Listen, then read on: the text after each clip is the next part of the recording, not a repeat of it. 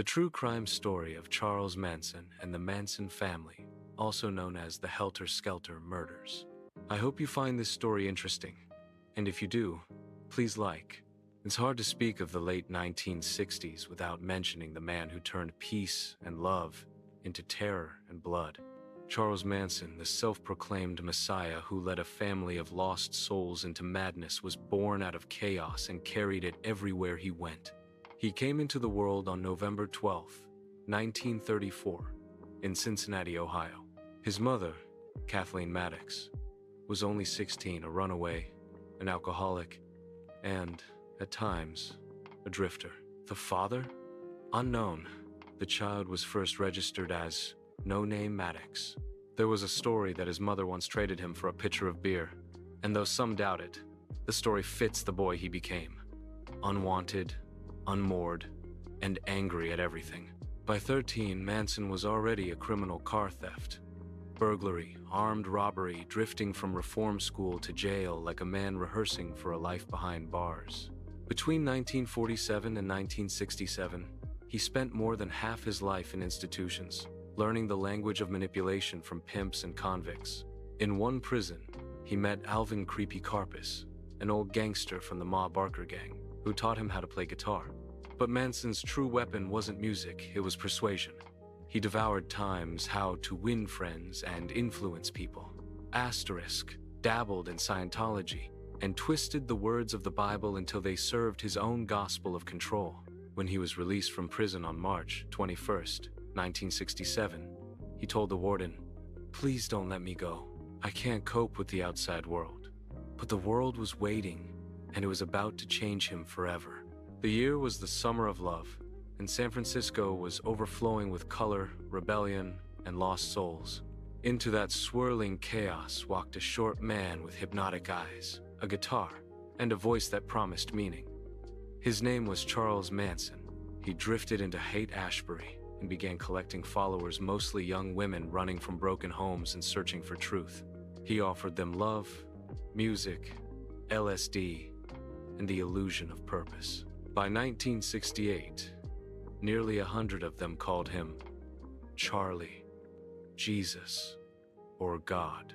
They lived together at Spawn Movie Ranch, a crumbling film set in Chatsworth, California, where the line between devotion and delusion disappeared.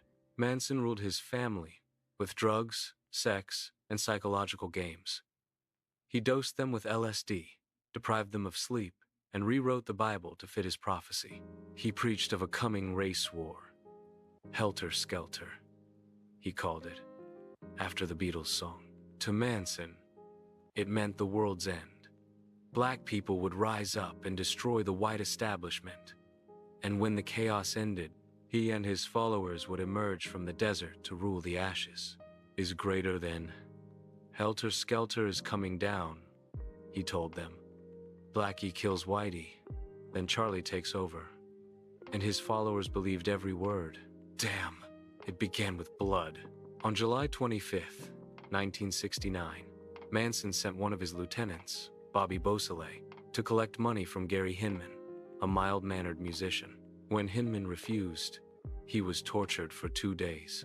Manson slashed his ear with a sword, and Beausoleil finally stabbed him to death. They smeared the words, "political piggy," in his blood on the wall to frame the Black Panthers. When Beausoleil was caught driving Hinman's car, Manson panicked. His prophecy had to begin. Then came the nights that made history. On August 8th, 1969, Cielo Drive. Manson gathered 4 of his followers, Tex Watson, Susan Atkins, Patricia Krenwinkel, and Linda Kasabian, and sent them to a house in the Hollywood Hills. His command was simple and chilling. Do what Tex says. Leave something witchy. Inside that house were 5 people: actress Sharon Tate, 8 months pregnant and married to director Roman Polanski; Jay Sebring, a celebrity hairdresser; Abigail Folger, heiress to the Folgers' coffee fortune; Wojciech Frykowski, Polanski's friend; and Stephen Parent, a teenager visiting the caretaker. Just after midnight, they cut the phone lines and crept inside. Parent was shot in his car. Sebring tried to defend Tate. He was shot and stabbed. Tate begged for her unborn child's life. Atkins told her coldly, "Look, bitch, I have no mercy for you."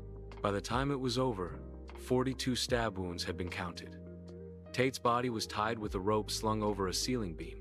The word *pig* was scrawled in her blood on the front door. The following night, they struck again. August 9th, the LaBianca house. Manson entered the Los Feliz home of Leno and Rosemary LaBianca, a wealthy couple, strangers to him. He tied them up and left his followers to finish the job. Leno was stabbed a dozen times. A carving fork was left in his stomach, and the word war, was carved into his flesh. Rosemary was stabbed 41 times. On the walls and refrigerator, they smeared blood-written phrases, "Death to pigs," "Rise," "Helter Skelter."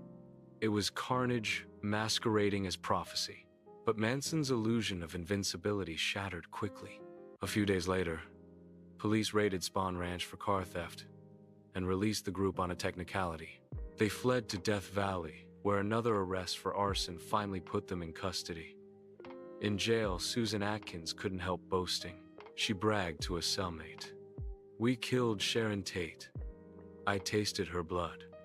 That confession cracked the case. When the trial began in the summer of 1970, it turned into the greatest circus American justice had ever seen. Manson carved an X into his forehead, later turning it into a swastika. The girls Atkins, Krenwinkel, and Leslie Van Houten shaved their heads, sang in the hallways, and giggled about murder. Prosecutor Vincent Bugliosi gave their madness a name: Helter Skelter. Manson lunged at the judge with a pencil, screaming, "Someone should cut your head off!"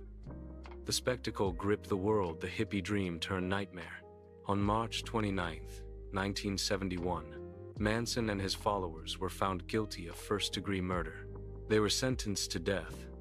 But when California abolished the death penalty in 1972, their sentences were reduced to life in prison. Manson spent the rest of his life behind bars, giving rambling interviews, carving swastikas, and playing prophet to no one. "I'm a very dangerous man," he once said at a parole hearing, and the board agreed. He died on November 19, 2017, at the age of 83, from colon cancer and respiratory failure. His family scattered, some dead, some imprisoned, some free. Tex Watson found religion in prison. Susan Atkins died of brain cancer in 2009. Patricia Krenwinkel remains behind bars. Leslie Van Houten walked free in 2023 after 53 years. Linda Kasabian, the lookout who testified against them, died that same year under a new name. Yet Manson's shadow never really left. His name became legend, a symbol of chaos and control. His story bled into movies, songs, and nightmares. Helter Skelter, the book and film, Mindhunter, and Tarantino's Once Upon a Time in Hollywood, which dared to imagine a world where the victims lived. The phrase, Helter Skelter, will forever mean more than a Beatles song. It means the moment innocence died, when a man who wanted to be a god proved he was only the devil. Is greater than, "I'm nobody," Manson once said. "I'm a tramp, a bum, a hobo, just a piece of driftwood. But I'm the devil, and I'm here to do the devil's work." Thank you for watching.